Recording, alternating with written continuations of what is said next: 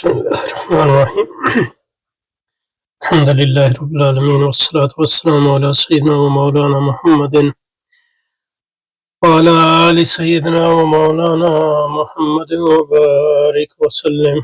اللهم ربنا أرنا الحق حقا وارزقنا اتباعه وأرنا الباطل باطلا وارزقنا اجتنابه. اللهم أرنا حقائق الأشياء كما هي ربنا زدنا علما وعملا وإخلاصا يا رب العالمين. اللهم انصر أولياءك في مشارق الأرض ومغاربها. اللهم انصرهم على عدوك وعدوهم إنك على كل شيء قدير.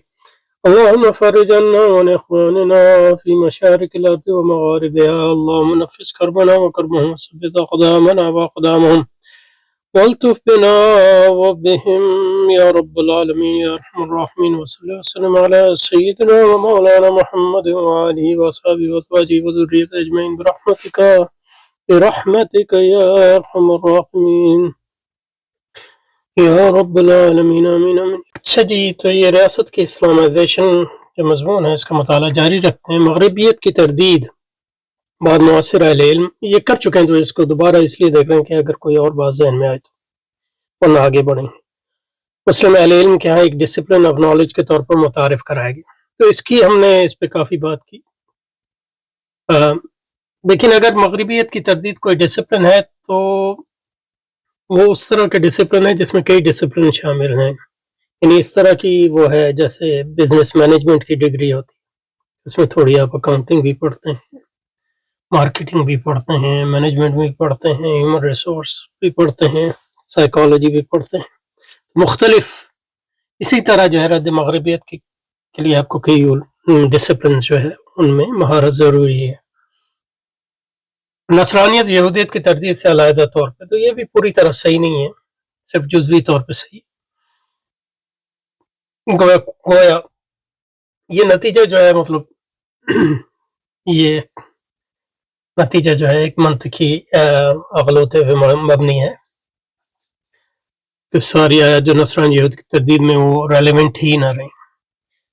نصرانیت اور یہودیت کی آیات جو ہیں ہمیشہ ریلیونٹ ہے، لیکن نصرانیت یہودیت کے لیے ہیں، اور جو چیز نصرانیت اور یہودیت سے مماثل ہے جس حد تک.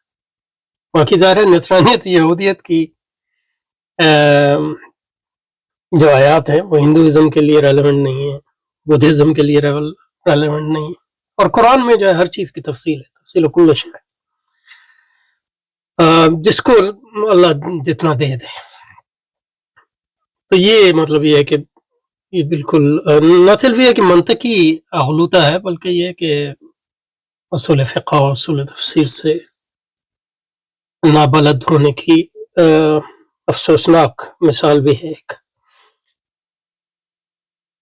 کیونکہ قرآن مجید میں رد مغربیت کی نصوص ہی نہیں ہے. یہ آپ نے کہاں سے کہ اگر رد مغربیت کی نصوص نہیں ہے قرآن مجید میں، آپ نے کیسے کہہ دیا؟ یعنی اس سے ہٹ کر جو الگ بات پہلے آپ نے کی. اچھا، تو کہہ رہے ہیں قرآن مجید میں رد مغربیت کی نصوص موجود نہیں ہے.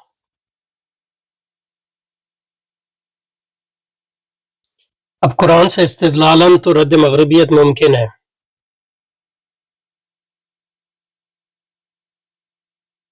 تو لیکن یہود کے سری نصوص موجود ہیں، اس پہ بھی آتے ہیں. کیونکہ یہود و نصارہ جو ہے سری جو نصوص موجود ہیں وہ کیا آج کے یہود کے عقائد کے بارے میں ہیں یا پہلے یہودیوں کے یا آج کے عیسائیوں وغیرہ. تو وہ سری جو نصوص جس کو آپ کہہ رہے ہیں وہ کچھ قسم کی یہودیوں اور عیسائیوں کے بارے میں ہے، کچھ دوسری قسم کی یہودیوں اور عیسائیوں کے بارے میں نہیں. یعنی یونیٹیرین عیسائیوں کے بارے میں سری نصوص ہیں، تثلیثی نصارہ کے بارے میں ہیں یا نہیں ہے، وغیرہ وغیرہ. تو یہ تفصیل ہے اس میں بھی، ورنہ رد ان کا ڈسپلن ممکن نہیں، ان کو کرا دینا اس ڈسپلن میں ممکن نہیں. ورنہ مغرب کے بجائے رد یہودی اور نصرانیت کے اصطلاح کے استعمال سے ہی مغرب کا مقام واضح ہو جاتا تھا. اس میں یہ ہے کہ سارے مغرب جو ہے یہود و نصارہ نہیں، بلکہ یہ اکثریت ان کے یہود و نصارہ نہیں ہے، تو ان کا رد کیسے کریں گے آپ یہود و نصارہ والی آیات کے تحت؟ اچھا تو اس پہ رکے انہوں نے بہت سی چیزیں استعمال کی ہیں جن کا جو ہے پہلی بات تو ہے نص سے کیا مراد ہے، نصوص سے کیا مراد ہے۔ مجید میں فرماتے ہیں نصوص موجود نہیں ہیں رد مغربیت کا، نص کس کو کہتے ہیں؟ تو نص کے جو ہے دو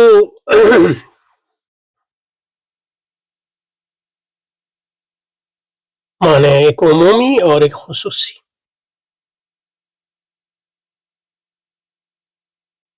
جو عام معنی ہوتا ہے نص کا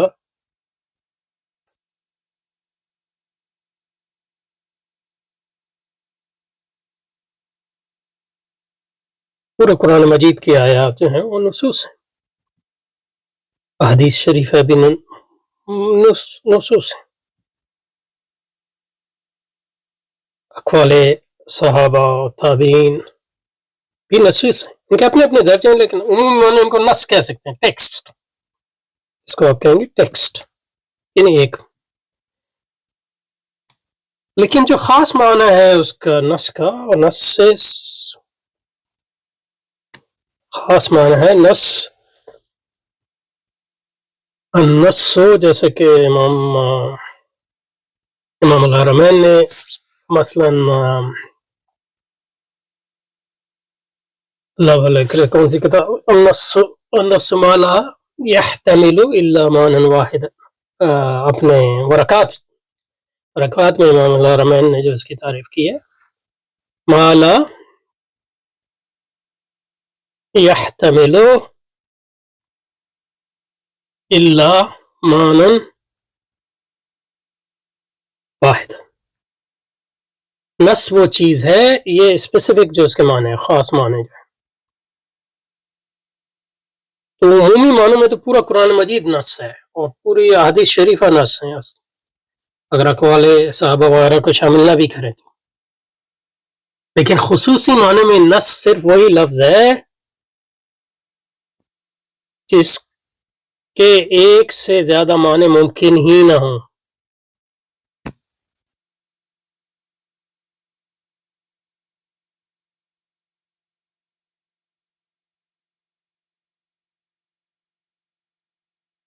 یعنی اس کا ایک ہی معنی، کوئی اور معنی جو ہے احتمال ہی نہ ہو اس کو نص کہتے ہیں، اور اس قسم کے آیات اور احادیث بہت کم ہیں، بہت ہی کم ہیں جس کو نص کہتے ہیں، یعنی عادات جو ہیں نص ہیں، زیادہ تر عادات، سارے نہیں۔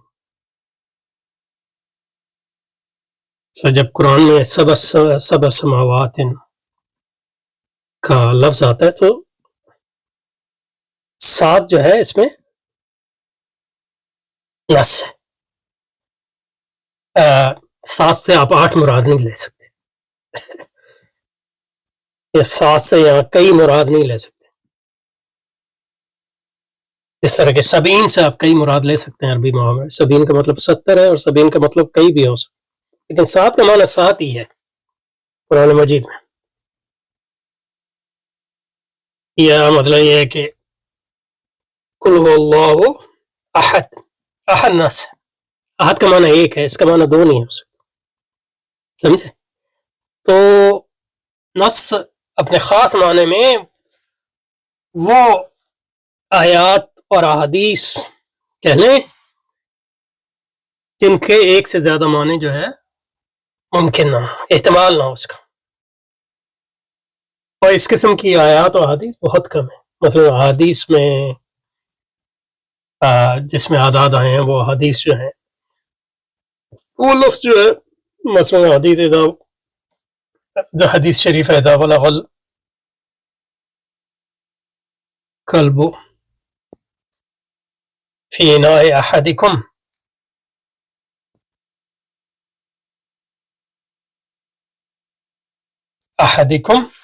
فليغسله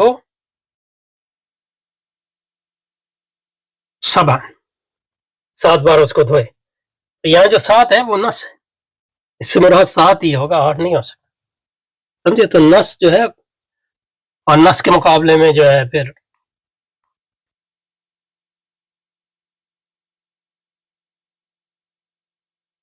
ظاہر ہوتا ہے، جس میں 2 معنی ہوں، مثلا قرآن کے معنی، اور اسی کی وجہ سے جو ہے احناف جو ہے اس کو حیض لیتے ہیں، اور شافی جو ہے اس سے طہر مراد لیتے ہیں، کیونکہ عربی زبان میں قرآن کا مطلب حیض بھی ہے اور طہر بھی ہے.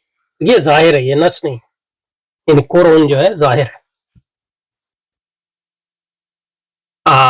ظاہر وہ ہوتا ہے جو لغوی اعتبار دو معنی ہوں لیکن ایک کو لغوی اعتبار سے رجحان ہو.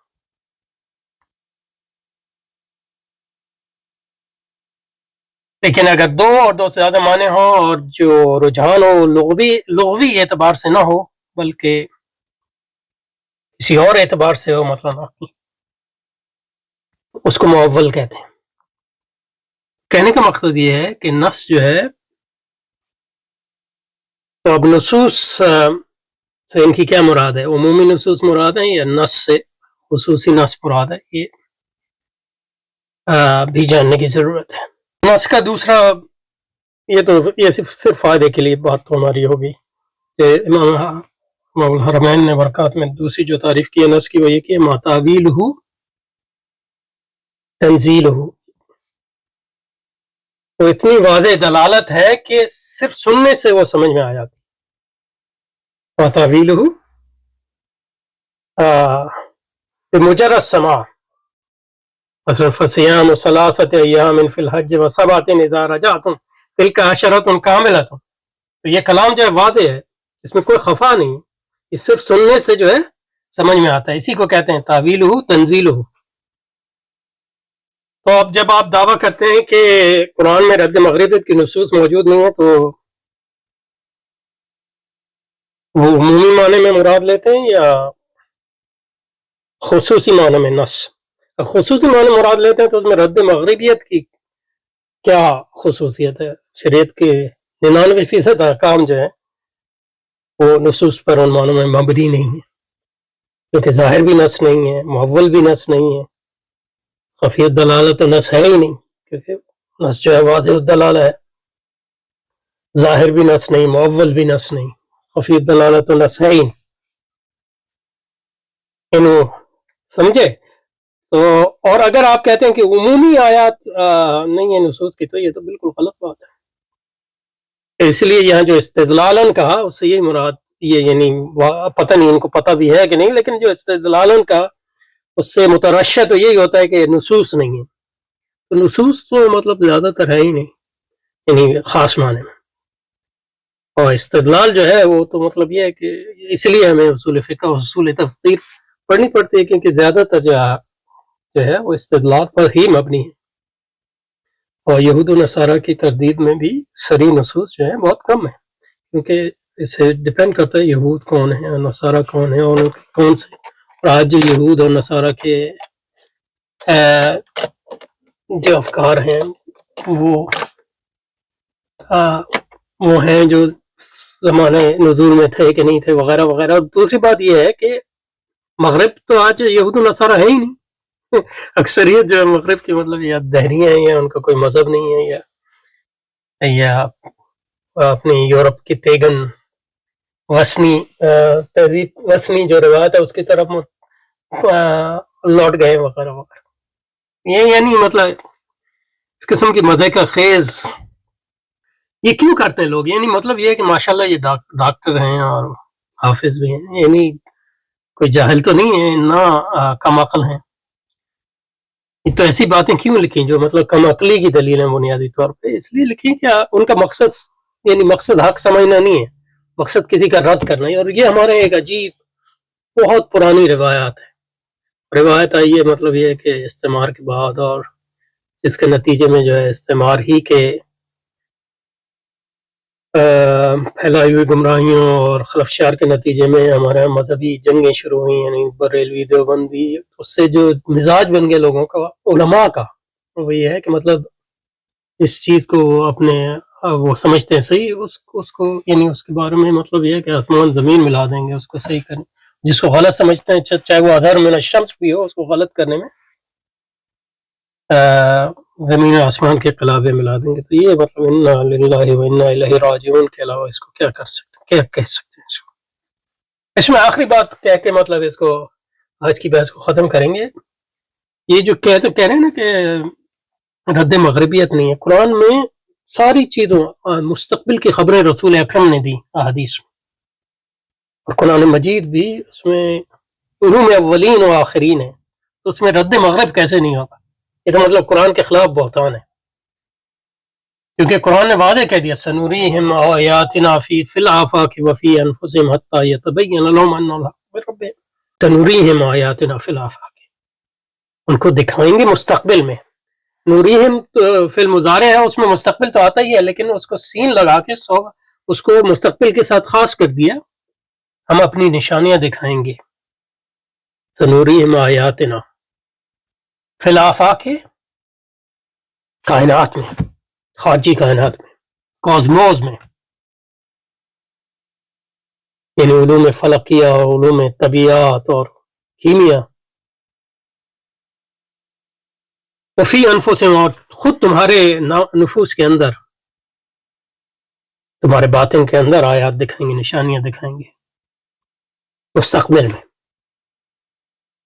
وہیں طور حتی یتبین لہم انہ الحق من ربہم، یہاں تک کہ تمہیں جو ہے اسلام کا حق جو ہے وہ تم پر واضح ہو جائے. تو وقت کے ساتھ ساتھ جو ہے قرآن کا جو تشابہ ہے، قرآن میں متشابہات جو ہیں دو قسم کے ہیں. ایک متشابہات تو وہ ہیں جو اللہ پاک نے قرآن مجید فرمایا کہ سنورہم، ہم ان کو دکھائیں گے آیات اپنے، معجزات و دلائل الآفاق، کائنات میں، خارجی کائنات میں، فی انفسہم، میں ان کے اپنے باطن میں، یہاں تک کہ انہیں معلوم ہو جائے گا کہ قرآن حق ہے یا یہ دین حق ہے. اولم یکفی بربک انہ علی کل شیء شہید. تو اس آیت شریفہ میں آیات جو ہیں آفاق میں انفس سے کئی چیزیں مراد ہو سکتی ہیں، یعنی تفاسیر میں ان کی ڈیٹیل یا تفصیل موجود ہے، لیکن ان میں سے کائنات، خارجی کائنات اور اندرونی کائنات، اور اس سے بہت سے مفسرین نے جو مراد ہے وہ علوم کائنات، علوم باطن، علوم کائنات، مثلا فلکیات، طبیعات. جو جو یہ ترقی کرتے جائیں گے، اور باطنی علوم جیسے نفسیات، بایولوجی، حیاتیات، فزیولوجی، اور جیسا کہ ہوا یعنی قرآن کی جو آیات ہیں بہت سی جن کا سمجھنا جو ہے ان کے نزول کے وقت جو ہے ان میں تشابہ تھا. یہ تشابہ ہے، اس دو قسم کے متشابہات ہیں قرآن میں. ایک متشابہ، کئی قسم کے ہیں لیکن یہ دو، ایک متشابہ تو وہ ہیں جن کا تعلق جو ہے عالم غیب سے، تو وہ تشابہ مطلق ہے، وہ تو صرف قیامت کے دن ہی وہ تشابہ دور ہوگا. لیکن جو ریلیٹیو تشابہ ہے وہ وقت کے ساتھ ساتھ بہت سی متشابہ آیات جو ہیں وہ واضح ہو جاتی ہیں. انسانی علم میں جو جو ترقی ہوتی ہے یعنی کائنات اور نفس کے، تو بہت سی مطلب ایسی آیات فزیولوجی کے متعلق تھیں جو قرآن مجید میں جس کو پوری طرح جو ہے سمجھنا جو ہے اس کے نزول کے وقت مشکل تھا، کیونکہ فزیولوجی کا جو علم جو ہے اس سطح پہ نہیں پہنچا تھا. آج اس کو ہم سمجھ سکتے ہیں. اسی طرح بہت سی یعنی فلکیات کے بارے میں. تو یہ ایک قرآن مجید کا اعجاز ہے کہ وقت کے ساتھ ساتھ جو ہے اس کی آیات میں جو تشابہ ہے وہ دور ہوتا جاتا ہے. اور انہی آیات میں سے بہت سی آیات ہیں جن کا تعلق مغرب سے ہے، سرمایہ سے ہے، جیسے الہاکم التکاثر حتی زرتم المقابر. سرمایہ داری کی تفصیل ہے، آج ہم اس کو دیکھ سکتے ہیں. ویل لکل ہمزۃ لمزہ الذی جمع مالہ وعددہ. یہ افرأیت من اتخذ الہہ ہواہ، یہ لبرلزم کر رہا تھا، پوری نفس پرستی کر رہا تھا، وغیرہ وغیرہ. بہت سی ایسی آیات ہیں جو قرآن کے اعجاز.